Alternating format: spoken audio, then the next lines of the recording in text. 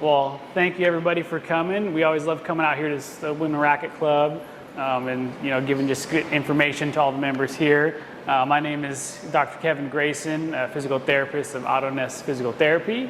And Dr. Gina Oliphant, also a physical therapist at Auto-Ness Physical Therapy. Yeah. And then we have Matt back here. He is actually a PT student from San Diego State. He's doing a clinical with us right now, so he's helping out a little bit today. So yeah, we'll get started here. So first things first, we always like to start these off talking about fixed mindset and a growth mindset. So who here has heard of a fixed mindset or growth mindset?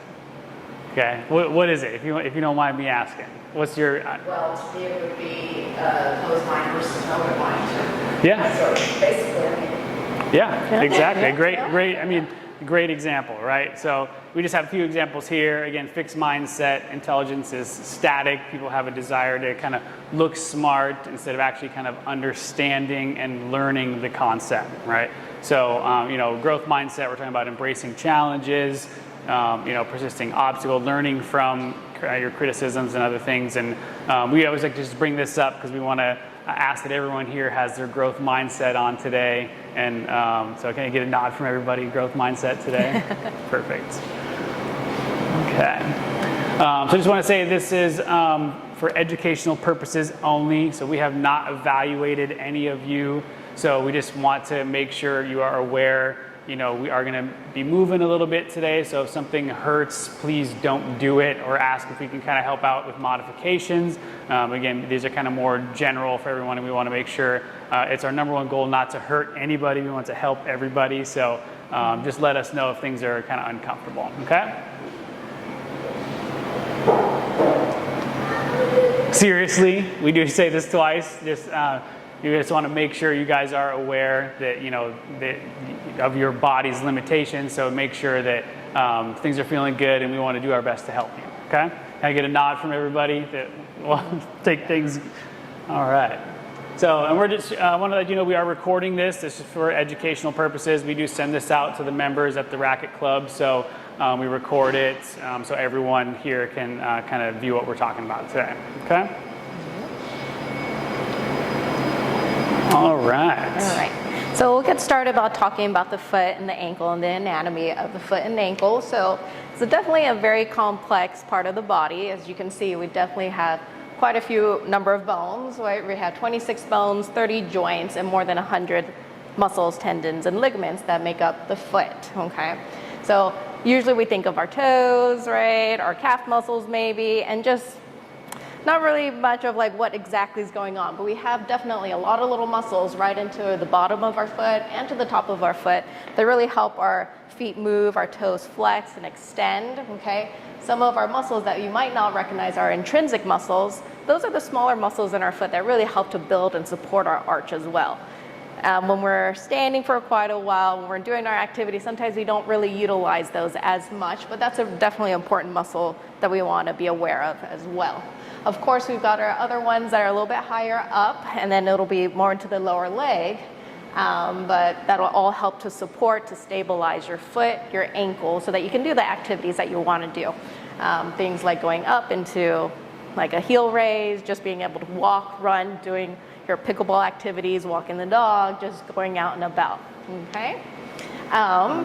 Definitely we have our heel, just some of our structural anatomy for our bone. We have our heel, we have our metatarsals, we have our smaller toe bones, like our DIPs, and as well as we have our cuneiforms. That'll just be similar to our carpal bones in our wrists, okay? Just getting that movement through our toes so that we can wiggle them, we can flex and be mobile through there. All right, and then for the next one, Yep. Thank you. Real quick, I just want to say it's complicated, right? Think about the knee and other joints, very simple. I mean, just look at the foot. Like we said, 26 bones, 30 joints, all these tendons and ligaments. There's a lot of stuff going on in there. So it's a pretty cool joint, but it can be very complex, right? There's a little muscle anatomy here too. Yeah, and as I was saying before, we have our lower leg muscles that also help with our foot mobility, our ankle mobility. So typically, what do you think about our lower leg muscles? What are some big ones that we know of? Calf. Yep, exactly, Calf. calf, yep. Any other ones? Achilles, yep. And then that is the extension of our calf muscle, right? Anyone else? Anything else? Yeah, okay. yep, no, that's okay. Definitely, yeah. You can cheat. They're up. They're listed exactly. up here. We got it up here.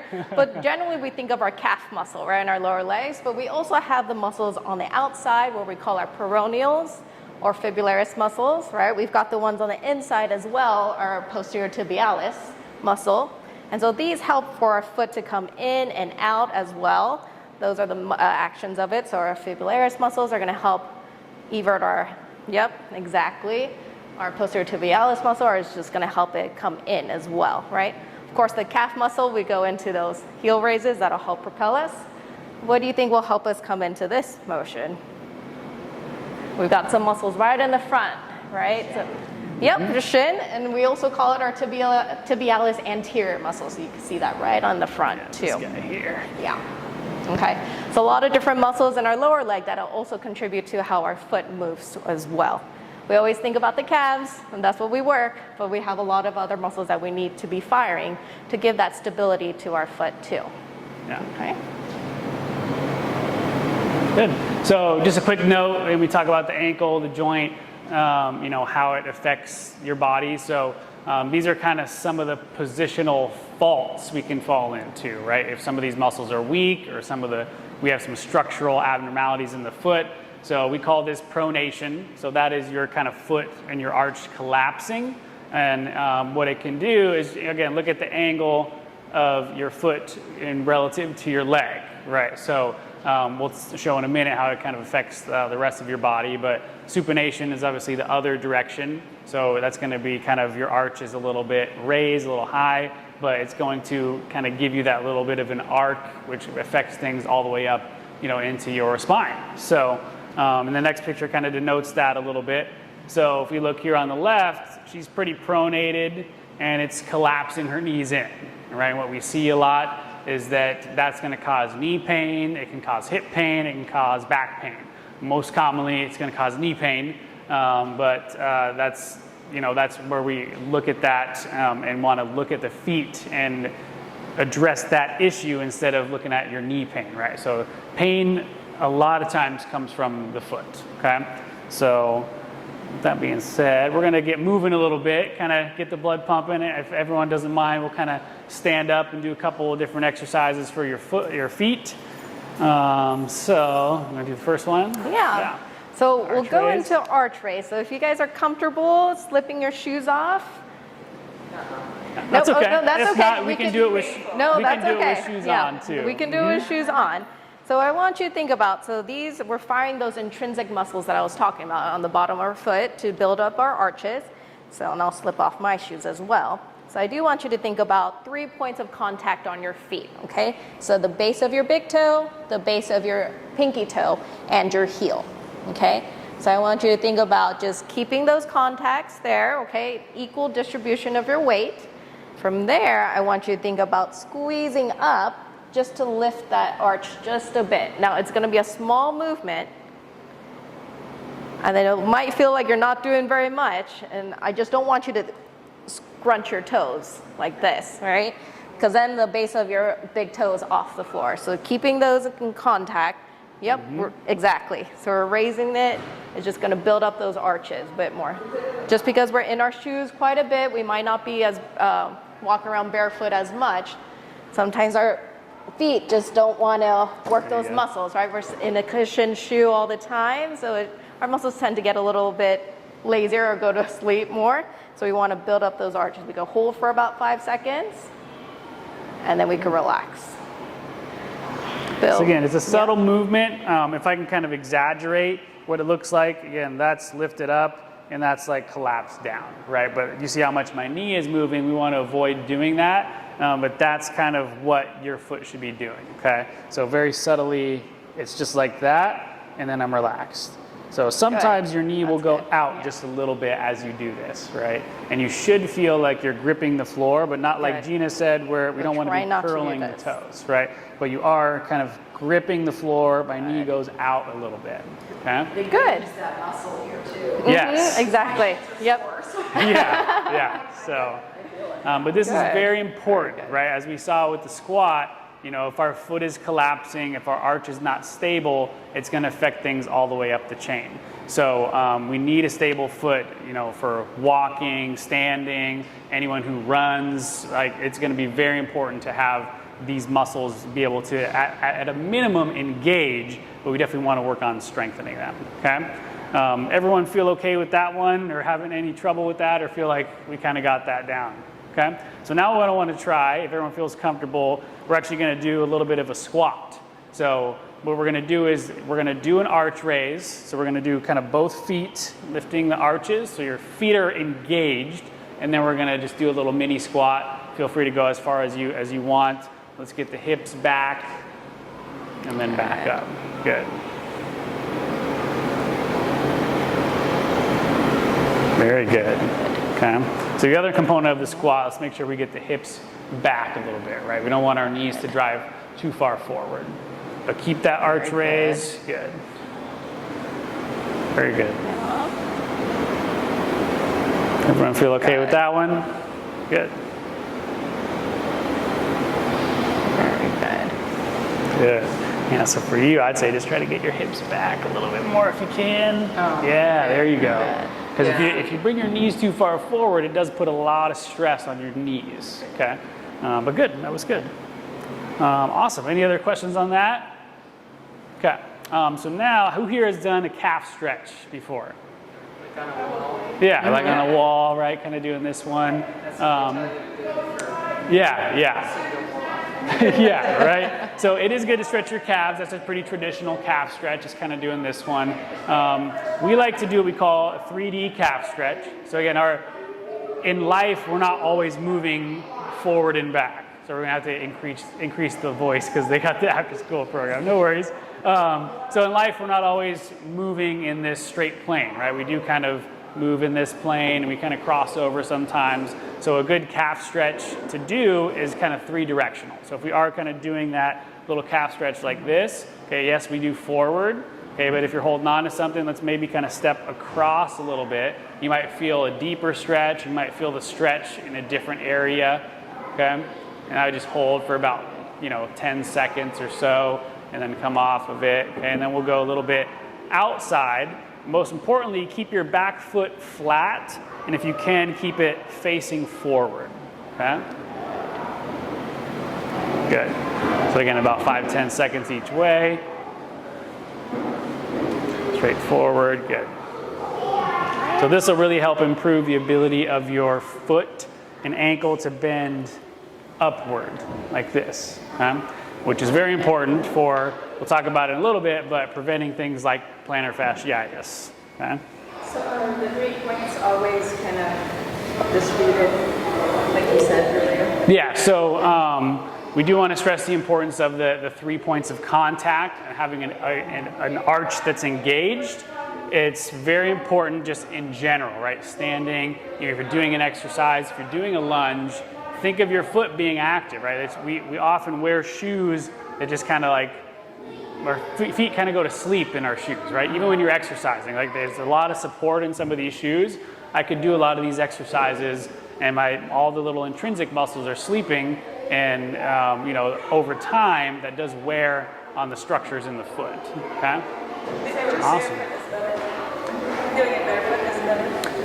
Not always, but I do like to incorporate barefoot exercises in a lot of people's training, right? Because it really allows you to feel the floor and feel what your foot is doing. Where, like I said, in a shoe, or you throw some orthotics in there too, it can cause those muscles to be asleep. It's support, right? It feels good, and it is good, and it's necessary for a lot of people, but it can just turn your muscles off, and we need to spend some time actually engaging our muscles, okay? And that's kind of a similar question. A lot of this is preventative, something to keep it healthy. Yep. Mm-hmm. What if you're in a bad shape Yeah. You know, like I can't walk a step barefoot. Yeah. So you Yeah. know, it's still the same thing. You still Yeah, need to so do it might be a little different for someone like you, where we might need to adjust a couple different exercises, but still, just because you can't spend that time barefoot doesn't mean we shouldn't train it, right? Because I think you can definitely reverse some of that and make sure those muscles are engaging now and supporting your foot a little bit better, which can cause things to be less painful. Okay. And you can strengthen your arch. Is it better to run without orthotics? I've got orthotics. Yeah.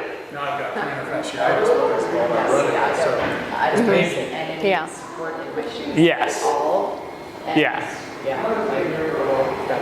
yeah. Yeah. So it always depends, right? It sucks because that's always the answer we have for a lot of questions. It depends, but we'd have to take a look at your foot and what's going on, because there's some people that I would look at and be like, oh, you definitely need an orthotic, otherwise you're going to wreck your foot when you run.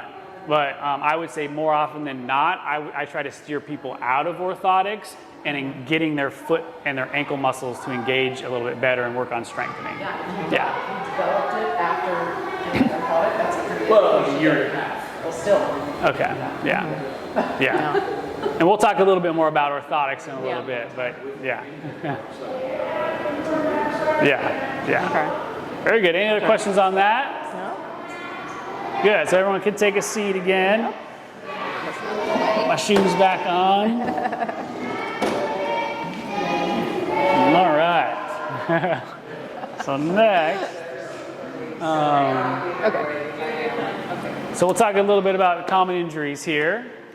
So some of the most common injuries we see with the ankle and the foot, of course today we're talking about plantar fasciitis, but we also have something called the tibialis posterior, as I was saying, right, where it helps us to come into inversion, what I like to call, and it runs all along the inside of your foot, and sometimes you'll get a bit of sharpness down behind the inside of your ankle. That's a common injury that people will have just because of maybe we're not strong enough into those posterior tibialis muscles, right? And even when we're pronating quite a bit, it could put that on stress and stretch quite a bit. If we're walking with our flat feet, right? When we're pronating, things like that, that can stress that tendon into that area. Another common injury that we see is Achilles tendinopathy, right? Or any type of tendinitis or even a partial tear, rupture, things like that. Again, some of that could be we're not strong enough into doing plantar flexion, when we call this is just going into the heel raises. Our calves are not strong enough, or they could be very significantly tight, right?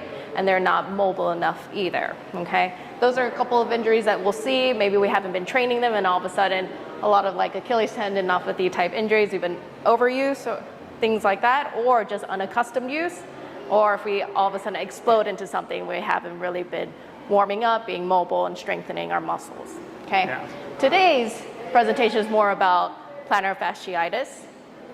So we have it up there, but who knows what plantar fasciitis is? I'm sure a couple of you have already heard that has it. It's painful. Yep, exactly. Exactly, and so we have this thick fascia that runs on the bottom of our foot and connects to our toes to our heel, right? And it's very thick, and that can undergo like degenerative changes, right? And creating some pain into that area, or inflammation, and that's why it's called like the itis is just more inflammation into the connective tissue. Because there's not much blood flow. Yep. Typically, we do see people that have more long-term effects of the plantar fasciitis just because they're not understanding how to really treat it, how to rehab, right? They're trying to wear orthotics, change out their habits, maybe take medications, things like that, but it's really hard to really know what to do just because we're walking on our feet all day and we have to use it.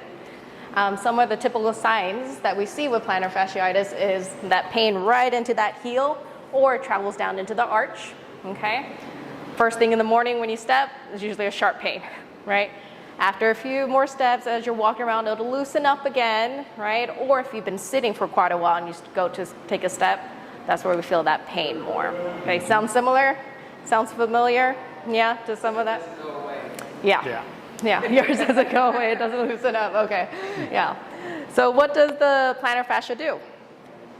It provides that support and that shock absorption as we're walking, putting weight onto our feet. So that's why it's important to really build up our arches so it can help to support, so it's not just collapsing into that connective tissue, really stressing it, right, and creating some of that inflammation. All right, let's see. And it occurs in about 10% of people, so I'm sure a lot of people here have it, right, and it can develop at least at one point in your life, right? Some people have had it. I've had it before too. I'm not sure if you've had it. I'm one of the lucky ones. He's one of the lucky I have ones, not yeah. had it, so, but I don't run. I think it is pretty common in runners, but I play soccer. I don't like run for fun, but I do run a little bit. So Hi. hello, welcome. All right. Yeah, of course. okay. Go ahead, take a seat. All right. So some of the risk factors involved with plantar fasciitis is reduced dorsiflexion. Who knows what dorsiflexion is? So dorsiflexion is the movement of the ankle where you bring your toes up towards the sky. So this movement.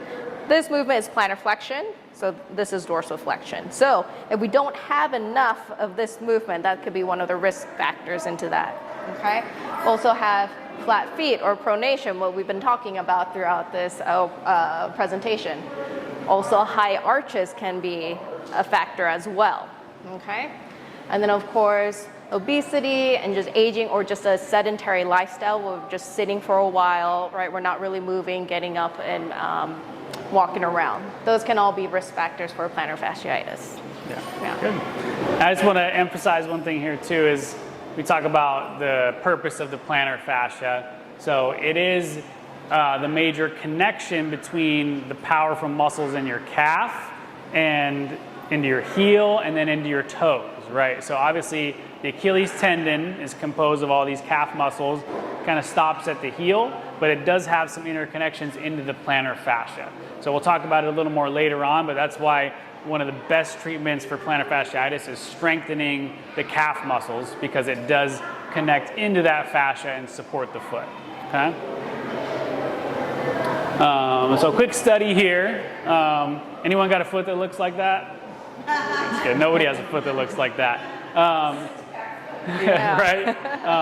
It's a joke. No one's foot looks like that, but we really emphasize, like I said, strengthening for these kind of issues. So this study looked at individuals with plantar fasciitis, individuals without plantar fasciitis, and they demonstrated that plantar heel pain is associated with a decrease in foot and ankle strength and flexibility. So most notably, that dorsiflexion. So this picture is just to denote, again, if you can't really get past neutral or if you're limited in lifting your toes up, you are more likely to get plantar fasciitis, or if you have plantar fasciitis, it's likely that you are limited in that motion. So, and I can tell you just from treating a lot of individuals with plantar fasciitis, I would say close to 100% of them have a limitation in dorsiflexion range of motion.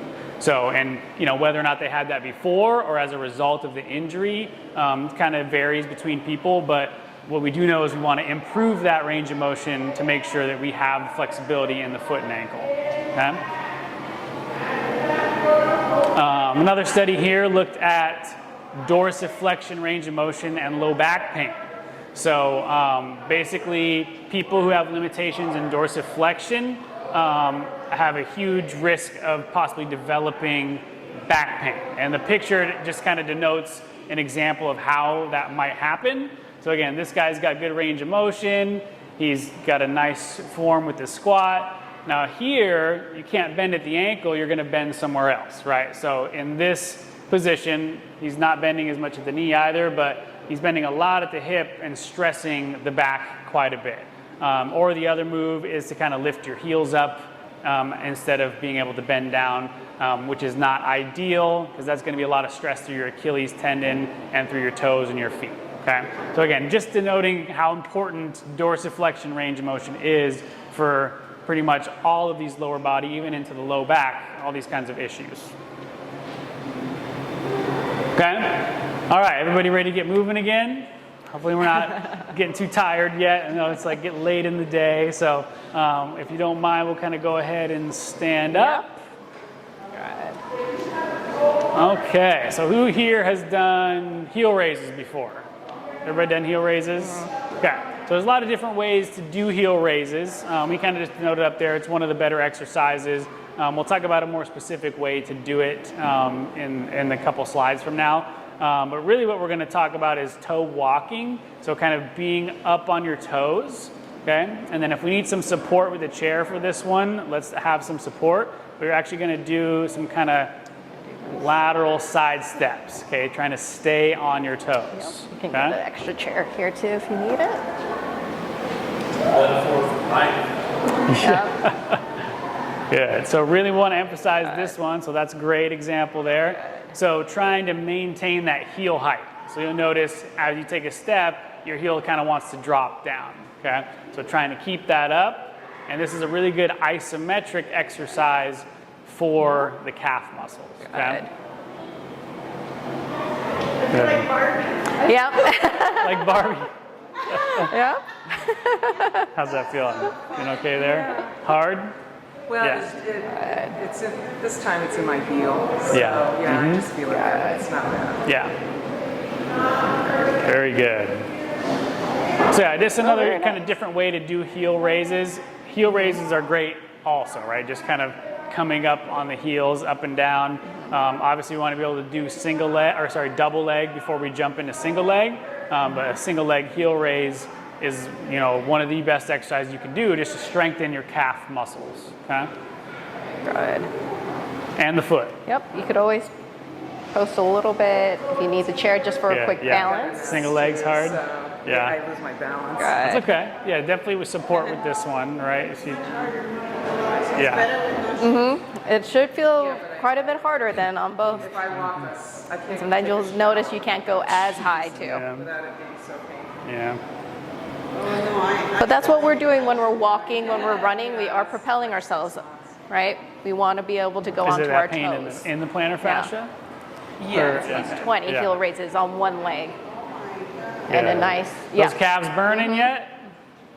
A little bit? Okay. So next one we're going to do is the opposite direction. So dorsiflexion. Now we call it heel walking. So trying to get those toes up, okay? A lot harder, all right? And you tend to fatigue pretty quickly with this one, okay? So it strengthens the muscles on the front of your foot, but it does help support the foot. And again, we're improving that dorsiflexion range of motion. So not a specific arch exercise, that left side is but a little harder for supports you. the foot a Yeah. lot. Yeah, good. No, not necessarily. I mean, we can just walk forward, but again, it's more of an isometric.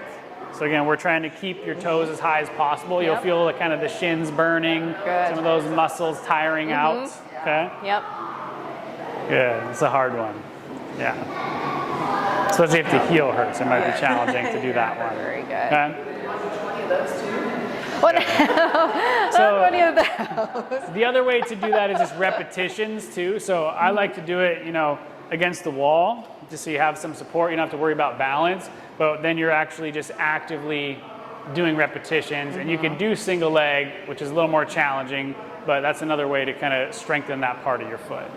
Okay. And then with this, you're strengthening what part of the foot? So you're strengthening your tib anterior to the top of the foot, right? So the muscles that come up and help to bring your toes up, right? We talked about how important that motion is. I would say majority of people kind of undertrain the dorsiflexion muscles, okay? And they helps a lot with runners, helps a lot with foot and ankle pain, knee pain, all that kind of stuff. So, good. Okay, now everyone's shins are burning, calves are burning. All right, we can take a break. Any questions on those exercises? And then with the heel raises, how long, she said 20 for the other one. How Yep. long for this one? So we'll, again, it varies, but we're going to send out an exercise program. So yeah, you weren't here initially, but we have a sign-up sheet before you go. Just make sure, put your name on there. We're going to send out some exercises, and it'll have like repetitions and frequency and stuff like that in there. So very good. Is it painful right through into that area? After, after doing that? Okay. Well, you're probably feeling it in the tendon, right? That's kind of right where the tendon attaches on the top of your foot. So it's probably just getting worked pretty good with that exercise. Because like I said, it's often undertrained. A lot of people never train their tib anterior muscles. They might get it with doing some other type of exercises, but to specifically train them, it's pretty rare. So, but they do help a lot. Okay? Is it good to do when you're sitting? Yeah, so sitting is great too. So it might be a little, maybe it's too difficult in standing. So just doing it sitting, again, you could still do some repetitions, right? Yeah, to get that dorsiflexion to improve and just to get that muscle working a little bit harder. Okay? And again, in the exercise program, there will be a lot of other exercises we're not going over specifically today, but a lot of exercises that help with plantar fasciitis and foot and ankle pain. Okay?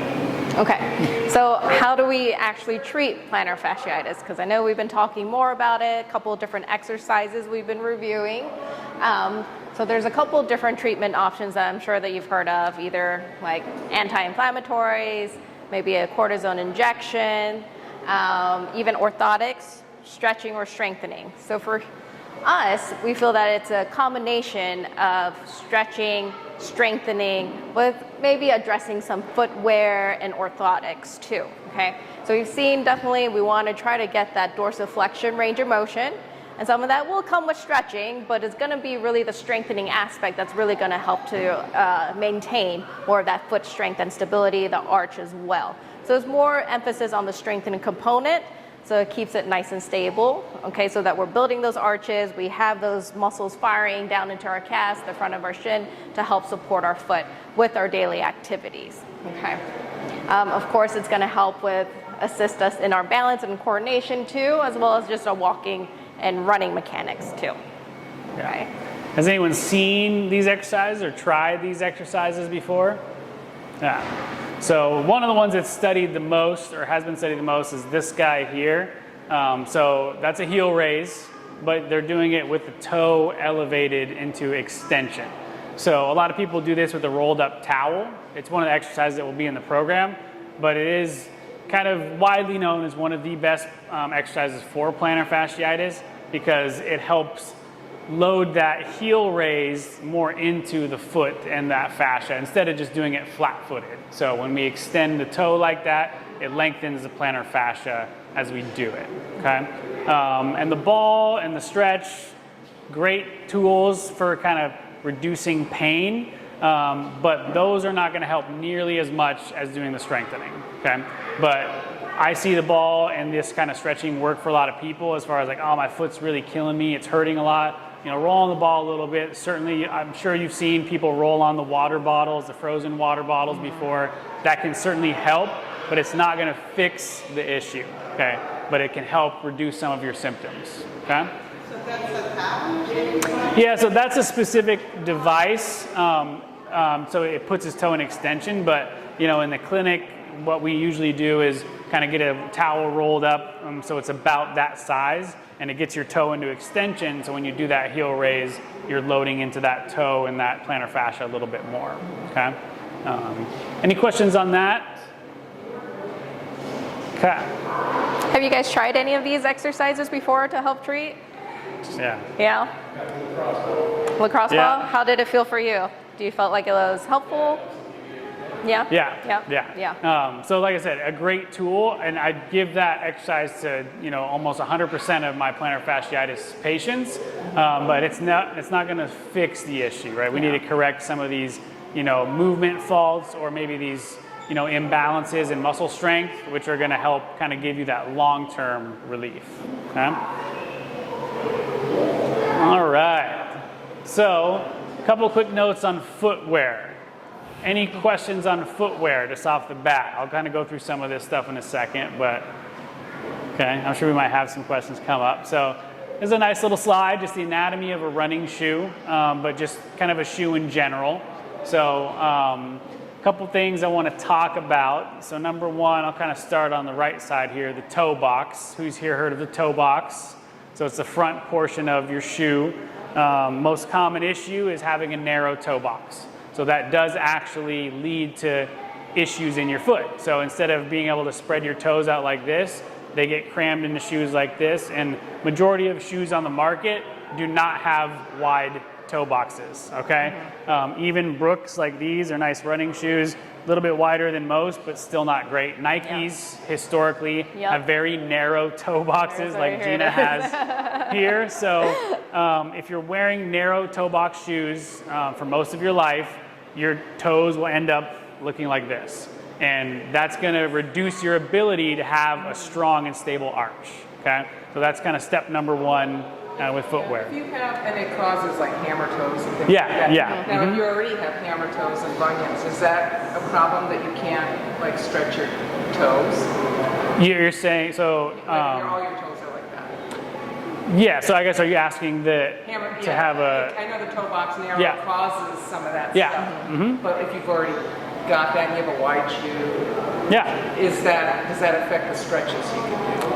It does affect the stretches you can do, but there are a lot of techniques we can do to kind of work on that stuff, right? So if anyone didn't hear, she asked about kind of like hammer toes or bunions, which is kind of a result of that narrow shoe, right? Especially a bunion is most common, right? Your big toe starts to turn in a little bit.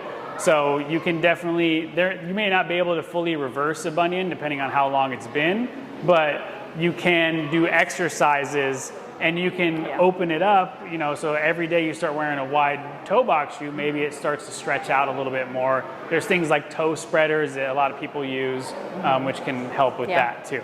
I have some toe spreaders at home. I use them every now and again, and it's not a fix, but it does stretch them out, and then you can allow your foot to kind of work through some more range of I just motion. figured it was, decades of wearing too narrow shoes. Yeah, so, and that's often the problem we see is just over time, it just kind of compounds on itself, okay?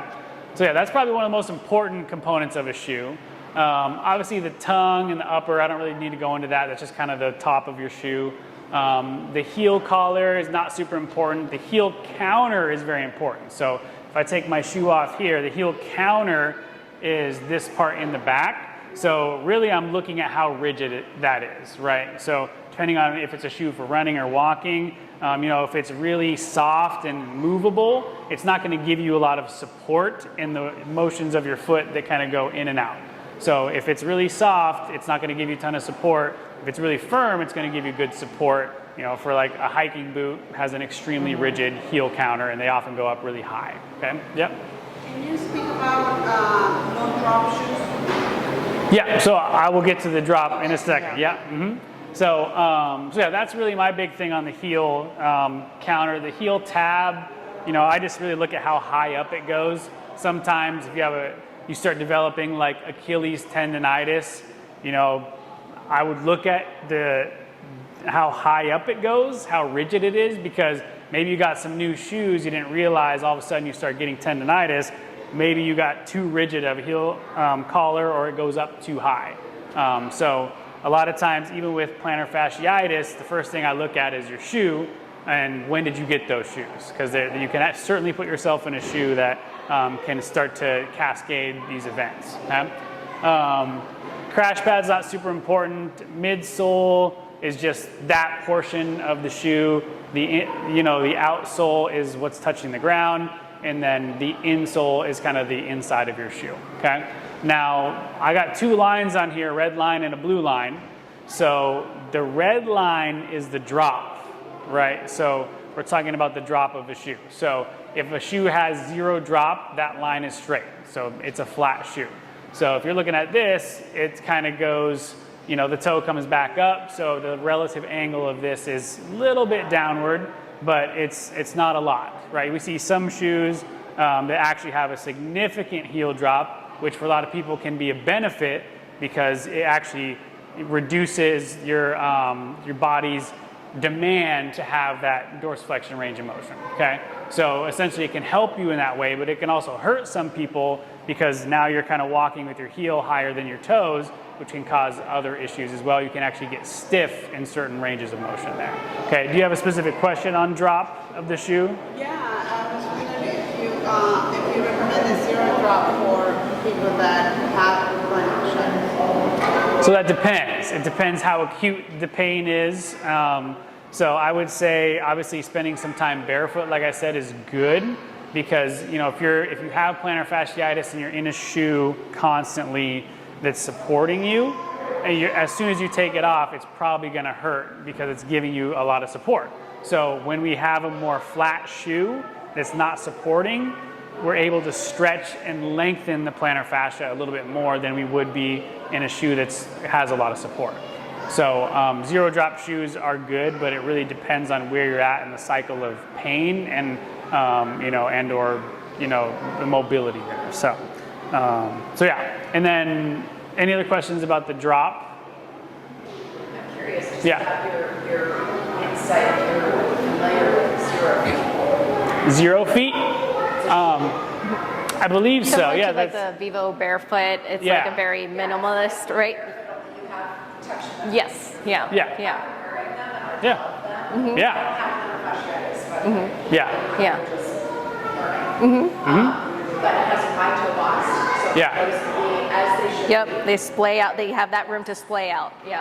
Yeah. There's really no support for the arch or anything. Yeah. Your foot becomes stronger yes. by being, but it's like walking barefoot. Exactly, and so I am a proponent for shoes like that.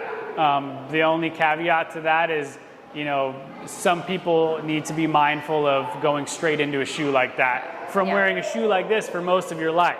So that can immediately cause plantar fasciitis if you're not kind of leaning into them. So that is my caveat to that, but I am a proponent of the zero drop kind of zero shoes. So the last thing I just want to say is the rocker. So that's the blue line. So it's of your shoe, how it's shaped at the bottom. So Hokas have kind of become famous more recently for having a lot of rocker, which can help people in a lot of ways. It supports you, it helps propel you forward. Hokas, yeah, so it has a more, rocker like this. So for walking, again, it's kind of reducing the demands of some of your muscles because it's helping propel you forward. It does reduce your stability and your balance. So someone who might have poor balance, I'm not going to recommend, hey, go put a Hoka on and walk because it's going to push you around a little bit. So that's how it can help. But as far as related to like plantar fasciitis, not something I'd really recommend for that. But there might be somebody that would benefit from that. It just kind of depends on the shape of their foot and what they need. Okay. So yeah, any other questions on shoes at all? Yep. Have you heard of the off-track? It also has a zero drop. The off track. I don't know if I've heard of The that one. Ultra, the Oh, AL. Ultra. Yeah. Have you heard of that? I'm not sure. Yeah, it's like I think it was more marketed towards more like trail type footwear, right? And then they have more of the zero drop now, right? Zero drop, and it also has when you're talking about in the front where you have more space. Toe box. Yes, yeah. I have heard of that brand. I haven't looked too much into it. I know a lot of trail runners that like to use it just because they have a good market to it. For running or like more running specific type shoes, it does have a good amount of flexibility to it. So similar to like the zeros or like the more like bare minimalist type shoes, right? So again, it really depends, right? And anytime you do a big change in your shoe, so let's say you've been wearing like very supportive shoes and you're looking into more of like a minimalist shoe, you want to really take your time breaking it in because you're used to being in a very cushioned shoe and then you're going to pretty much no cushion at all. Yeah. Right? And so My question is are those good for people that have intricacies? so we want to see how exactly your foot is moving. So spending some time training those muscles will be really ideal. And then eventually if we can move you into more of a minimalist shoe, that would be ideal. But it just going right into it, if you've been in more of a supportive shoe, that can cause sometimes a little bit more adverse effects. We want to try to gradually move you into it. So, but if you're interested, I would say usually shoes have like some kind of 30-day, 90-day like return or things like that for you to try it out. I would say gradually ease into it. Maybe spend like an hour or 2 hours into more of a less cushioned shoe. See how it feels walking around and just in your everyday life.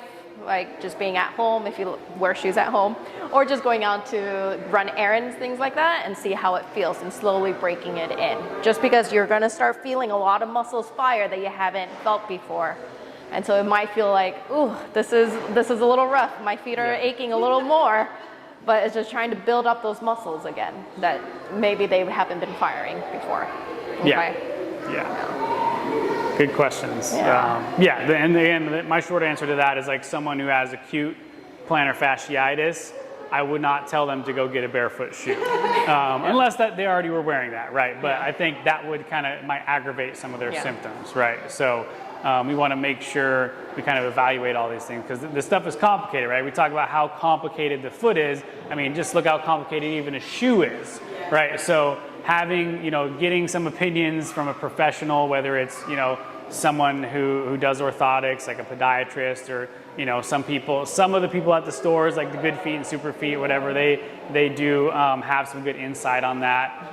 But, obviously physical therapists and other people can help you evaluate these things, check out the range of motion in your foot, and help recommend like a shoe for you, especially if you have pain. Okay. Any other questions on that? Okay. So kind of a little sidebar on that is just orthotics. I don't really want to talk a whole lot about orthotics, but who here has orthotics? I know you mentioned that. Okay, orthotics, okay. Do they help? Yes. Probably did. Until you got plantar fasciitis. I love wearing shoes like this, but I also have a different pair for running. Worn for over a year and a half, and definitely. No pain or anything. So I don't know if that was a cause or something else. Right. So again, it's complicated. So we might need to evaluate a few other things. Because if you've been wearing them for a while, we can't really say for certain that like all of a sudden it's the orthotics' fault for your plantar fasciitis. It could be related, but it could be other things, other factors with footwear or strength, muscle imbalances, or mobility deficits. Anything on orthotics? They help? Don't help? Yeah. Especially like with stretch shoes. Yes. I can put them in. Stand on my feet. Yeah. So personally, orthotics can be great, right? It's again, it depends on the person, right? But it can really help people get out of these cycles of pain where, my foot's been killing me or my arch hurts or whatever it is, you get that support. It's great because now you can walk around and do your daily life with having that support and it's not stressing those tissues anymore. The only caveat to that is that, again, those muscles are asleep.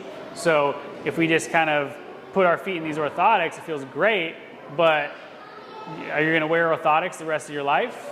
I mean, maybe we could, but that's my only gripe with like podiatrists and orthotics and stuff is that, it's kind of like wear this. It's like how long? Or like I just wear this forever. And, maybe that's your solution, but I've certainly seen people be able to come out of orthotics, or I've seen people who have worn orthotics for 10 years and then all of a sudden like it starts causing more issues. And then, we can work on strength and mobility to really kind of reverse that cycle. So it certainly has a place for people, and same thing with inserts like these, even like the gel inserts can help some people. But the real thing we want to do is work on the strength of your foot and the mobility of your foot in addition to doing some of these things, right? We certainly don't have to throw these away, but we want to make sure your foot can actually move and be strong, okay? Any other questions on that? Okay. Yep. What if you have a patient that has flat feet? Would they be able to get rid of orthotics? So the question was someone who has flat feet, what do they do orthotics? I can tell you right now, I have very flat feet, but I do not wear orthotics, and I'm one of the lucky ones that doesn't have pain. But again, it depends on if they have pain or not. Do they spend a lot of time barefoot? What kind of shoes are they wearing? And how strong is their foot? So I would never just look at somebody's foot and be like, you have flat feet, I'm gonna put you in an arch support. Because what else is going on? Like if you have no pain, what's gonna be the purpose of supporting your arch? So I have flat feet, but I can activate my arch a little bit, right? So that can help me when I'm barefoot. And so there are a lot of other solutions, and I would kind of tend to go towards an orthotic later down the road if these other things don't work out, okay? Would you recommend stability shoes? Stability shoes? Yeah. So maybe, right? You know, like my feet are pretty flat. These are pretty stable. So, you know, standing all day, it feels pretty good to have my feet supported. So, and a lot of people I think would be in the same boat. If you have flat feet and you're wearing like Vans all day or skateboard shoes that are really flat, which I used to wear a lot of the time, you know, they can get a little sore, right? It's a little more, they're not really supported. So if my muscles start to get fatigued, then it can wear on the arch and the structures in the foot. Okay? Good questions. Okay, and that was really it. So we want to open the floor now if anyone has any other just general questions, you know, plantar fasciitis, footwear, foot and ankle, anatomy. Yep. Question on drugs. Cortisone shots. The last time I had a really bad, which was like 15 years ago, really bad episode. I wasn't on Kaiser, so I was able to go to physical therapy. Yep. And then the only way I got rid of it was finally they gave me some cortisone shots besides the stretching, and it went away. Yeah. And it hasn't been bad. I've been wearing orthotics since then, and everything was fine. And then I stopped wearing orthotics, and I got a bad, episode. 6 months now. Yeah. Okay. But how do you feel about that? Cortisone shots and things like that. I guess it depends. Yeah, she knows already. She said it depends. Great answer. No, so again, it does depend, but I've worked with a lot of people who have had, struggled through therapy and did all the right things, and sometimes that's what's needed, right? Is a cortisone injection from a doctor or podiatrist, which clearly shows there was like an inflammatory process going on. Yeah, it just got to that point where you couldn't get rid of it, couldn't dodge it. So, and it helped, right?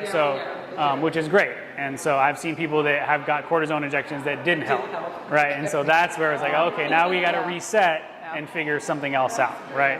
So, so it definitely has a time and place for a lot of people, not just for the plantar fascia. Don't ever consider it. Just No, try not to do too many. So the research will show that it actually does start to degrade the tissue if you get 2 or more in the same area. So whether that's in your knee or your foot. So if you continually get cortisone injections, that can accelerate the rate of tissue degeneration and arthritis and other things like that. So it's not something we ever want to kind of look as our first option, but it's always there and can certainly help in those scenarios. Yeah. Very good. Yeah. Anything else here?